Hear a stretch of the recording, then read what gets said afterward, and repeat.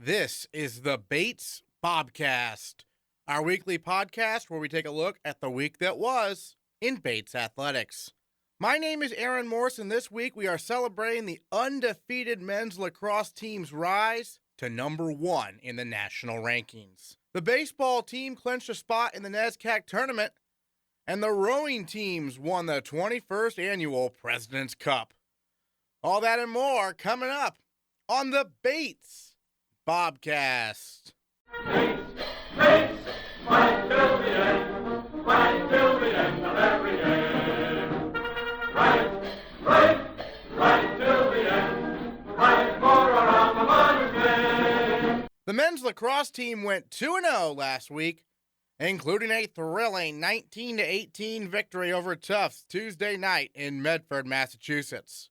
The Jumbos had a chance to tie the game with under 28 seconds remaining, but senior captain Fred Ulbrich and the Bobcat defense held strong to clinch the win. Yeah, well, we knew that they really wanted to get the ball in 28's hands. That's kind of their go-to guy. And just watching a lot of film, we knew they were going to pick for him, so we played those picks really well. We played really good team defense. Our D-middies were playing very outstanding throughout the entire game. They were locked that swing pass down at the end, the dodge down from the top. So it was a very exciting last possession. It was nice to not even allow them to have a shot to have our goalie make a save. But it was awesome to hold them there.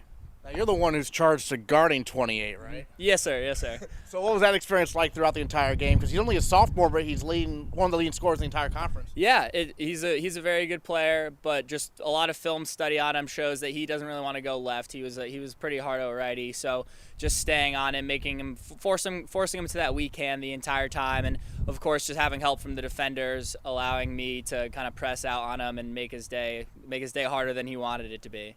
Now, in that situation, with the clock's winding down like that, there has to be a temptation to take you like a glance at the time. How do you avoid that? Oh man, honestly, I was not looking at the time. I was trying just to make sure playing good defense and just making sure that not getting a good shot off. So, but the last 30 seconds, that was very tense moments. And how do you know it was over if you don't see the time to do the rest? Well, the whistle, I couldn't hear. Yeah, so whistle, horn, everything. But once I think he got a pass off, and immediately after he got the pass off, we heard the horn, and that's just a very, very good sign right there because that shot doesn't count. Senior captain Charlie Fay scored 6 goals in the victory over the Jumbos. He followed that up with 5 goals in the Bobcats' 16-14 win at Connecticut College on Saturday. The victory moves the Bobcats' record to 12-0 on the season, the most wins in program history. Fay was named NESCAC Co-Player of the Week, and he is also our male Bobcat of the Week.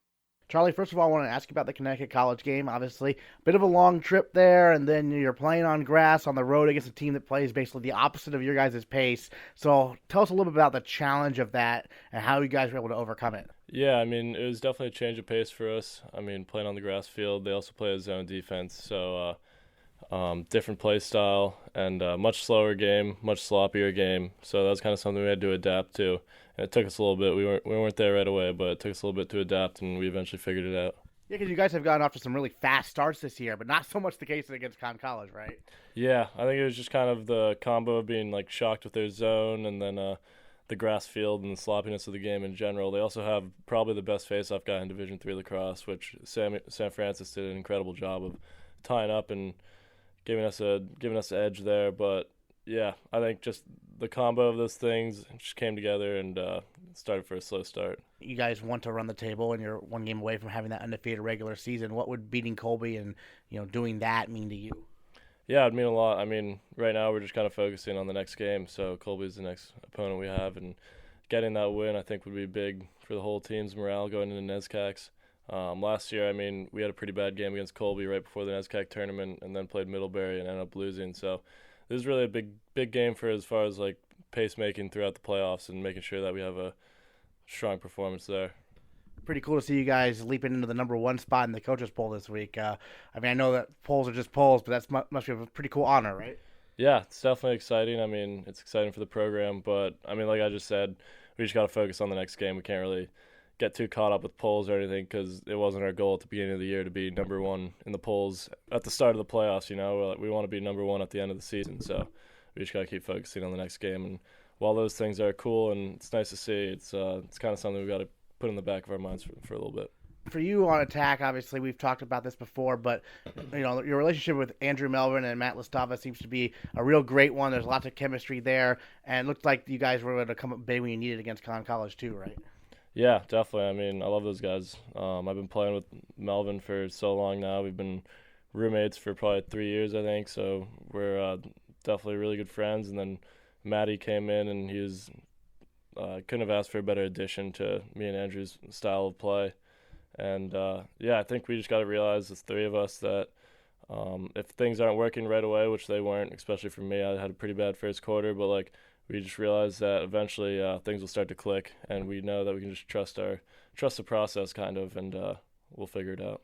Yeah, since you and Melvin obviously are great friends, roommates, and whatnot, that obviously translates on the field because he gets so many assists, doesn't he? Yeah, he does. He's a true facilitator. He really is. When he has the ball, he just always has his head up. He's looking to make the next pass, make the play.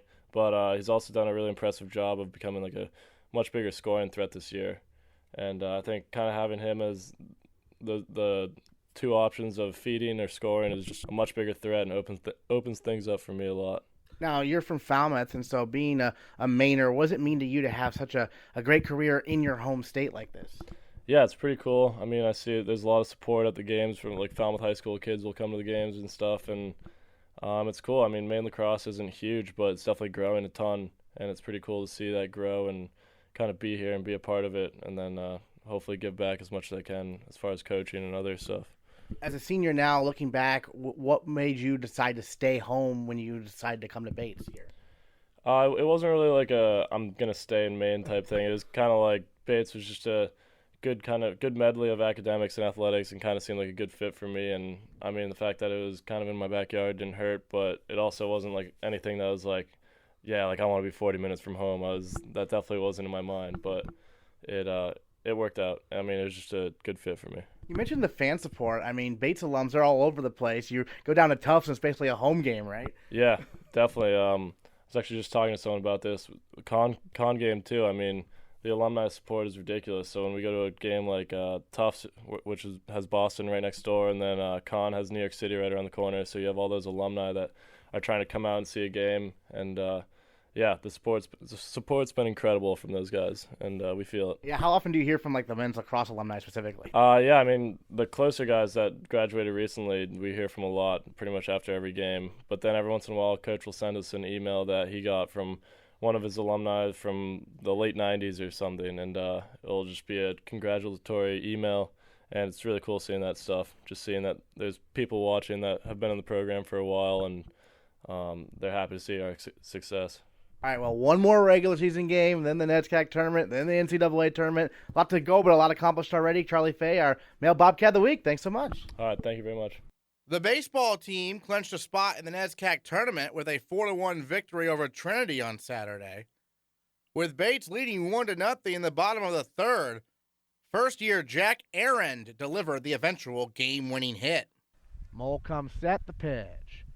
Arend lines it to center. That's going to fall for a base hit.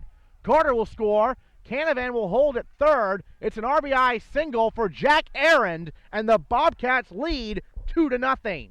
With one on and one away in the ninth, junior Jake Shapiro earned the save. The stretch and the 2-1 offering. Ground ball to third, could be two. Carter to Fox to Canavan, double play. Bobcats win. They're 7-0 in the NESCAC as Jake Shapiro locks down the save of the ninth for Bates. How about that? The Bobcats prevail 4-1 over the Bantams for their 7th consecutive victory in NESCAC play this season. Junior Connor Russell tossed 7 2/3 innings of two-hit ball to pick up the win. When did you find out you were even starting today? A couple hours before the game, Coach was trying to make a decision about speed and the weather and that kind of his arm slot and all that stuff. So he called me at breakfast and was just I think we're going to go with you today. I was like, all right, let's do it.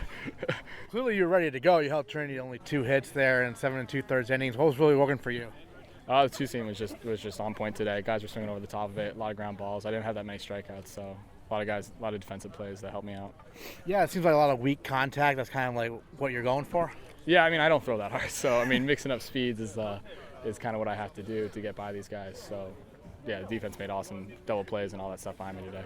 I know last year, like, you picked it up at the end of the season. You really got into a groove, and it seems like this year maybe the same thing, kind of getting stronger as the year goes along. Yeah, I mean, this season started off kind of slow for me. I wasn't having long outings, so it was pretty short. But yeah, it's picking up now. My last 2 starts have been pretty good, and today was awesome. So yeah. How about the team right now at this moment in time, 7-0 in the NESCAC? That's pretty impressive.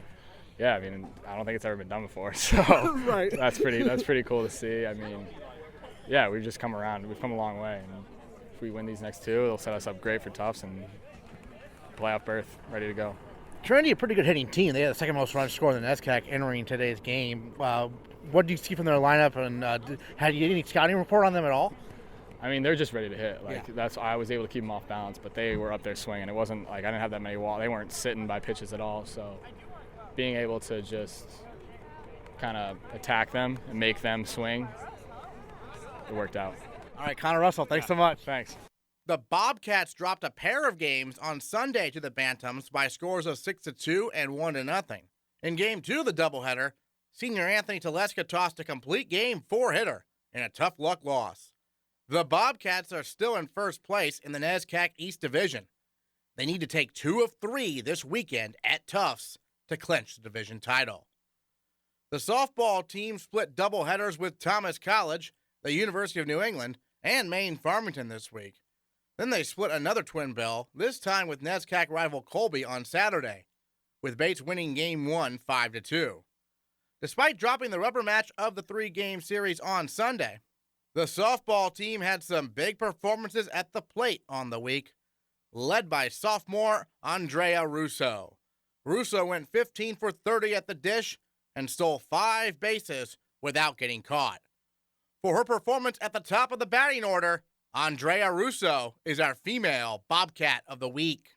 First of all, your full name is Andrea, but everyone calls you Dre. When did that start, and what's the story behind it? It started in high school, and it was a couple of the teammates that it was tough because a bunch of people say Andrea, and it's not really it. So a bunch of the girls on the team would just shorten it, and plus they thought it sounded better like with cheers and stuff like that too. And yeah, it just kind of took hold from there, and I didn't really complain or anything. I mean, my dad may not like it every once in a while, but he's embraced it as well. And I don't know, I just feel like it fits my personality. Your dad wasn't a fan of it at first. How come? He thought of the rapper Dr. Dre every single time. I think we've moved on from there, but no, I love it. I love hearing it. It just, I think it fits. For you personally, this past week, very good one for you at the plate. You're having a great year, hitting 440. What have you been working on at the plate to continue to improve your game? I think just locking in and focusing on everything that I can do. So not making things too big. One of the things from high school that I've carried with me was what my coach would say. She would always tell me, keep it small, keep it simple. And I think that's the best thing ever, because every single time I get up to the plate, there are times where you think like, oh, I can, like, I want to hit a double. I want to hit the ball as hard as I can. But in reality, you have to make it smaller and just think of contact. And if you have good contact, then good things will come. You'll put the ball in play, and whatever happens, happens. And I think just keeping it as small as possible and just one thing at a time really helps. Well, speaking of small, the roster for the softball team is about, 10 or 11 players maybe? So it must be a really close group, right? Yeah, we're very close. We're all best friends, and I couldn't have asked for anything more. It's like we're like a nice little family, tight-knit, and I think that brings some really good chemistry too, whereas some larger teams it's difficult to establish that feeling. And I think just being, I guess, exclusive it's pretty nice because you're able to have these really intricate relationships with everyone on the team. Now, you're a sophomore now. Take us back when you were looking at colleges. What appealed to you about Bates? Did you come here originally planning to do indoor track, which you do now, in softball, or what was the original plan? I was looking at a bunch of other NESCACs and schools similar to here, and with those schools, I was just looking at playing softball. That was my primary recruiting path. And what really brought me here was the academics and just how I coming in, I knew I was going to be an environmental studies major. And the department really drew me here. But then what also was interesting was when I did come for my overnight, it was funny because I also met with the track coach, and it was just having Coach Barnes say, hey, like, you're able to do both. And then also hear Coach Jay saying, you're able to do both. I'm like, I didn't feel like I could leave one sport behind. And in the past, like, I had to have both in my life. And it's just been an amazing journey so far. Well, the indoor track team, that's a much bigger roster. What's that dynamic like? It's funny because I love how I just said for a small roster, I was like, we're like a family, like just very close relationships, but I feel the same way with the track team. But it was funny because my high school roster for softball, there were 20 girls on the varsity, so 30 girls in total. Super strong team, like, and it's funny because this is the smallest softball team I've ever been on, and I'm like, whoa, it's different because like in high school I saw like these little cliques, and then for track it's like, okay, I see little cliques like between distance and sprinters and like jumpers, but in the end, like, we're all together, we're all like a big family. And it's just interesting because I've always been used like just running cross country and track in high school. I'm used to the big team and how that dynamic works, but then coming to a softball program with a small team and seeing how a small softball team dynamic versus a large softball team dynamic works, I think it's the sport really determines how it is, but no matter what, both teams are they both have great chemistry. No cross country for you here, though. Oh no, I get bored if I run more than like a half mile. I mean, I go out on runs on my own and stuff like that, but stay in shape. Like maybe I'll like stop and like look at a bird or something, but I can't. No, like I was done after my junior year of high school. Gotcha. Now going back to softball, the team as a whole got a NESCAC victory over Colby over the weekend. I know obviously Pelletier has been an impact pitcher right away, and it looks like Sam Feller is making a nice contribution this year as well, right? Yeah, it's really nice having two strong pitchers, and I love it because after every single out, like they turn around, I make eye contact with them, and I just feel like I know that they are confident in what they're doing. They are strong girls that can really bring it, and it's just amazing to have both of them on the mound. KP has made a huge impact this year, and you can really see it. She brings a great energy, and then it's also like you see that with Sam too. Both of them are just great people to have on the team, and I couldn't have asked for better pitchers, and I'm happy to be out there backing them up as much as I can. It must be encouraging to see all the young talent in the softball team. This is a young team. Yeah, it's very young. And I know that coming into the season, I was a little hesitant because I would always look up to Karen. Like when I did my overnight, I talked a lot with her because she knew I was going to be coming in last year looking to start and really just be there with her in center field and me playing left. So she talked me through a lot. She taught me a lot, and I'm grateful for that. And obviously it's helping me. But it's also exciting because now it's kind of a role reversal where even though I'm a sophomore and she was a senior, I feel like I'm playing a similar role with the girls that are in the field now and on the team now. Because we are such a young team, it's almost as if the sophomores, the three of us are upperclassmen grouped into there. But obviously, like in terms of like captains and stuff like that, we know our roles, and and we let those girls take control. But it's just guiding the freshmen along. It's nice to see how well they've developed and grown accustomed to how things run here. Absolutely. So winding down the season, you have a number of games left. What are some of the goals you have in your mind for the remainder of the year? Just taking everything one thing at a time. So one inning, one pitch, one swing, one throw, just keeping everything simple and enjoying every single moment. I think that's pretty much what we should be looking at and are planning to look at, just enjoying playing softball together and enjoying each other's company, competing. That's huge, especially with the huge NESCAC weekend we have coming up. Just shaking up the CAC. Like that's all that we can do and all that we're looking forward to. Hopefully we get our games in Tuesday, Wednesday, even though it's supposed to rain, but that would be great too, just bringing it because some teams may not be expecting. Well, and half the challenge this year has just been playing games, right, at all because of the weather and all the rescheduling, right? Yeah. It's been difficult. It really would have been great to get a bunch of our non-conference games in before our first weekend back after Florida, weekend playing after Florida, that is. And it's felt like Florida every single weekend because in Florida we played 8 games in 4 days, and now it's like, okay, we're playing 6 games in 3 days or 5 games in 3 days, and it's just a lot in short spurts. And it's different, and versus last year where everything I don't think there was one game that was rescheduled or anything like that, and it felt like a very long season, whereas now it's like rapid fire. Like we had a little break and now it's rapid fire, but yeah, it's been interesting, and we just keep plugging along and keep playing our hearts out. All right, well, Dre Russo, our female Bobcat of the Week, thanks so much. Thank you. The women's lacrosse team earned their second NESCAC win of the season with a 12-9 senior day victory over Connecticut College on Saturday. The Bobcats honor their 5 seniors, Sydney Coles, Joni Oates, and tri-captains Drew Barry, Kaylee McGuire, and Aaron Shea before the game.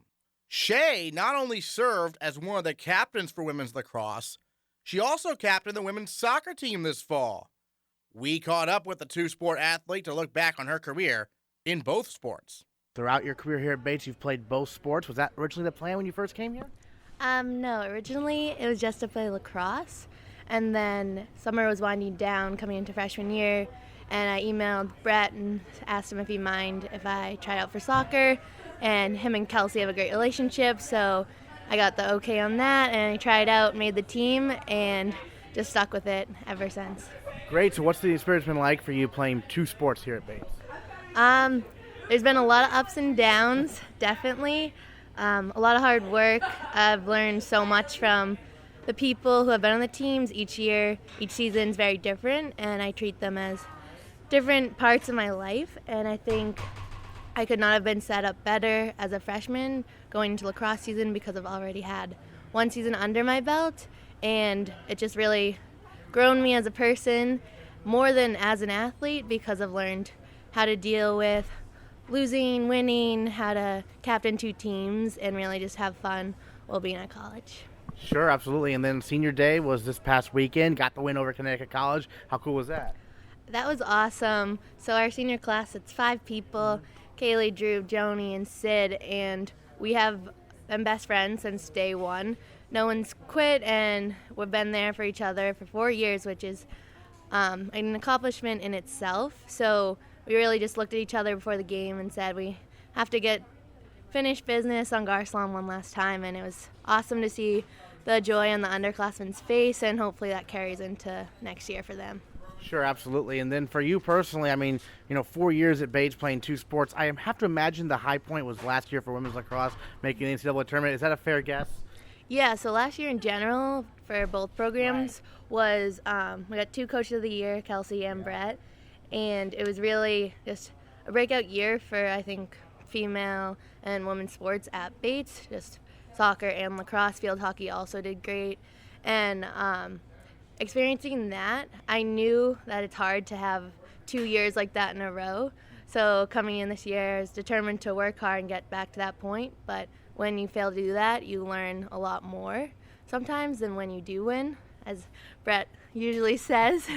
But it's been great. Yeah, just a lot of hard work has gone into it, and I just couldn't be happier with everything that I've gained. Well, and this week you have your final regular season game of the year at Colby for women's lacrosse. A win there, and you would have an overall winning record for the second straight year for the first time, I think, for the women's lacrosse program since like the mid-'90s. So is that like a big motivating factor for y'all? Yeah, definitely. So Colby's always one of our favorite games, and usually we have gotten the W and have kept them out of NCAAs. So we always playing for something. If it's not for our postseason, it's to kind of give them a hard time. And we just love the healthy competition of the main schools. It's always fun, and usually girls, there's some sisters on the team and friends, so it's always a really fun game. Yeah, do you really know some of the players on Colby, like personally, outside of lacrosse or anything like that? A few of them, yeah, and just on all the NESCAC schools because it's just a community within itself. So it's always fun to get out there and kind of have rivalries within the team competition. Sure, and you've got to, as I mentioned, experience, 2 sports and 2 coaches you mentioned, obviously Kelsey and Brett. What are some similarities and differences between how they approach coaching? Well, first off, they're both extremely nice, and our lives come first, and soccer and lacrosse come second. They both have established family cultures in the programs, and just between the two of them, Kelsey, I don't even know if I could describe it. It's just 2 different sports, and soccer just being 90 minutes in itself, and we have double headers. It's all business, 90 minutes, you can't take a break, and lacrosse being a shorter game, we get more girls in the game, and the coaching style is a lot faster. So just different aspects and stuff like that just technically vary because they're different sports, but the 2 coaches as a whole represent Bates Athletics, like some of the best 2 coaches, I think, at the school. Great, and then your experience being a team captain for both teams, what's that been like for you?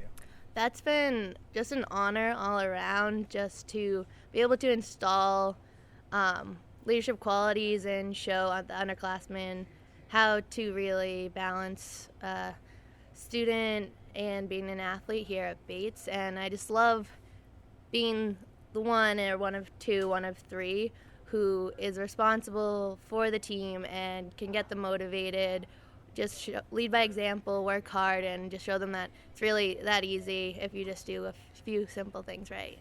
And then for you, in soccer, you're a midfielder, and then in lacrosse, you play defense. So a little bit more of the kind of the dirty work that goes behind the scenes, right? Yes, definitely. And I think just playing those 2 positions, usually people who play the sport or know the sport know how much effort it takes to play those defensive roles. It's not as much glamour and glory as the goal scorers, but that has taught me just to put the team first always. It's not even a thought in my mind to ever be selfish, really.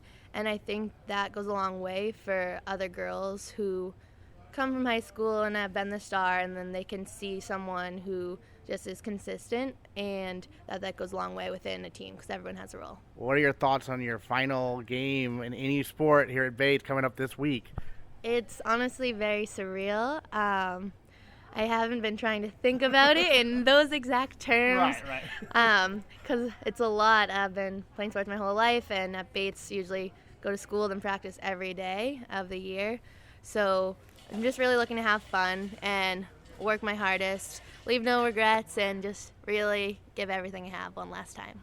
The men's and women's tennis teams both beat Connecticut College on the road Saturday, with the men winning 9-0 and the women winning 8-1. The men's team sports a 4-3 record in NESCAC play, and the women's 3 NESCAC wins so far this season are their most since 2013.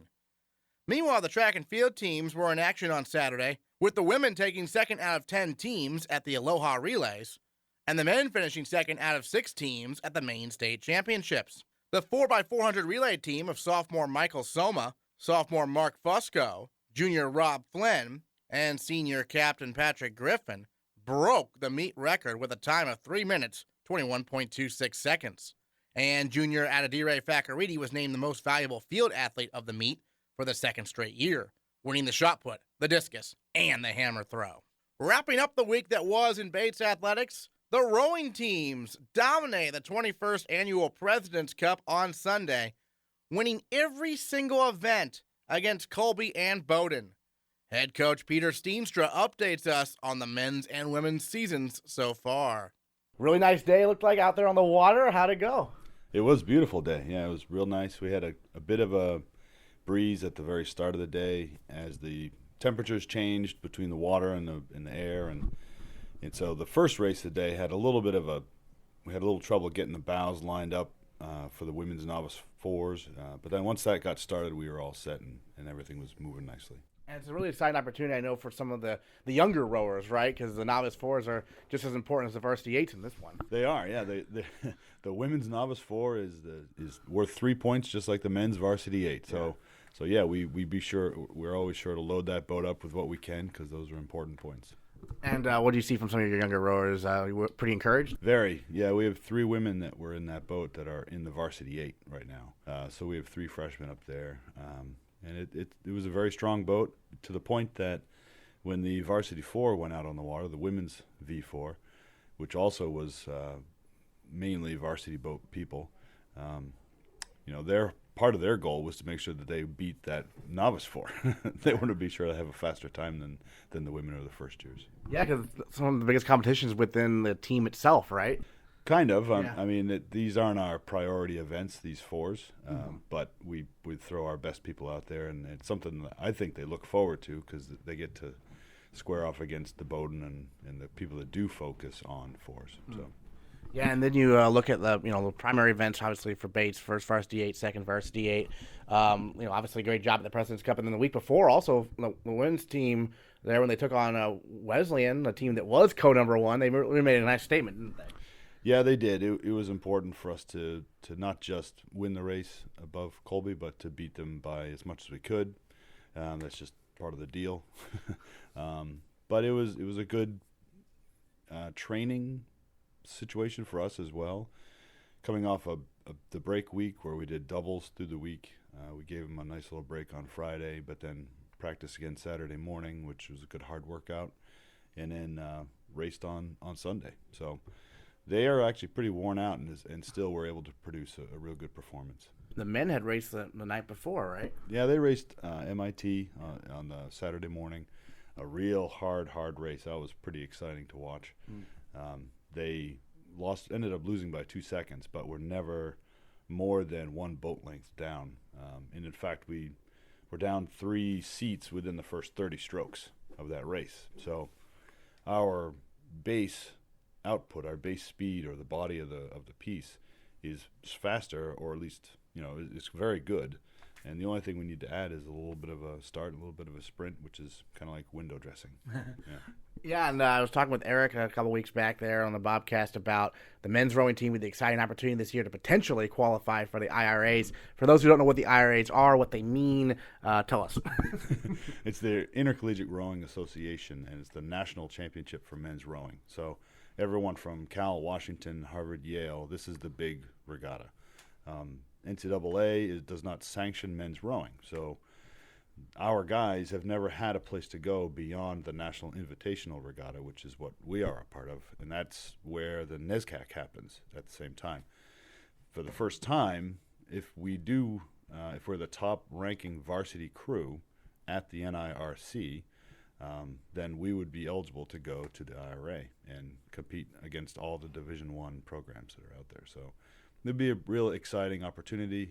It would essentially mean that we are the Division III national champion, for one thing, but being able to go up there and just line up with the top crews in the country would just be a real treat for them. Yeah, so basically only one Division III quote-unquote boat gets to go to the IRAs, essentially, right? Exactly. It would be we would have to beat Hobart because they'll be at the NIRC, and they've been a real strong program for a number of years now, very deep with 5 or 6 eighths worth of guys. So it would be quite the challenge, and our guys are pretty focused on it, pretty excited about it. Yeah, they seem really pumped up. When did they find out that they'd be eligible to qualify this year?